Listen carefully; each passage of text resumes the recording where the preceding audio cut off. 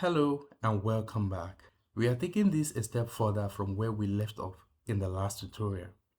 In this video, I'm going to walk you through the data analysis process, the steps that any analyst in any organization anywhere in the world would typically follow to complete an end-to-end project. You see, in data analysis, we always start with an end goal in mind to solve a problem or answer a question that meets the need of our stakeholders. That question or problem becomes the anchor for the entire process. We begin the process known as data wrangling. This involves gathering relevant data, assessing it to understand its structure and quality, and then cleaning it to make it analysis ready. Real-world data often has issues like missing values, inconsistent formatting, or outliers.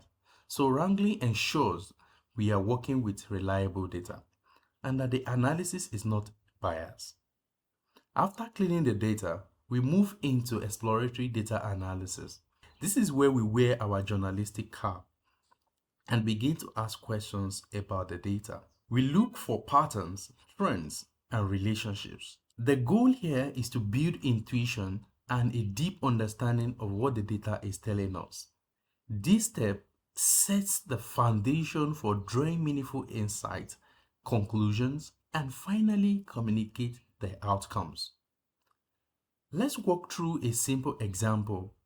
Imagine I've just been appointed as the new class coordinator in a high school, and I want to assess how students performed in the last examination. This will help me plan and make better decisions ahead of the next exam.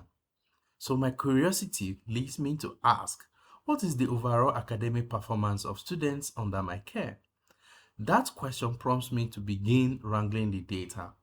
I will collect student records from the school archive, assess the structure and contents, and clean it up if needed. In this case, the dataset looks simple and neat. But remember, this is just an example. In real-world scenarios, this step is often time-consuming and unavoidable. Now that the data is ready, I begin to exploit. I start by asking, how many students are in each class? Then, what is the gender distribution? I use charts to answer each question, one variable at a time. This is called univariate analysis, but I can go deeper. Let's compare two variables. This time, students' age and their exam scores. As you can see, there doesn't seem to be any clear pattern. Now, here is the interesting part. I introduce a third variable, class. This turns it into a multivariate analysis. Aha! A new insight appears. Students in class A performed significantly better than those in class B. This discovery triggers even more questions. Were the students taught by the same teacher? What factors contributed to the performance of students in class A? You see, as data analysts, these kinds of questions keep us engaged and push us to dig deeper. Now, based on my findings, I can conclude that student performance differs across classes, and students in class A are more likely to perform better in the next examination. I could choose to collect additional data or make recommendations based on what I have already discovered. Once I reach this point, it is time to communicate my insights, both to myself and to others.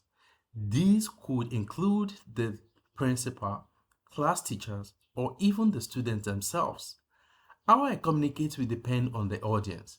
I might use a dashboard, a written report, or a presentation, each one tailored to the people who need the information.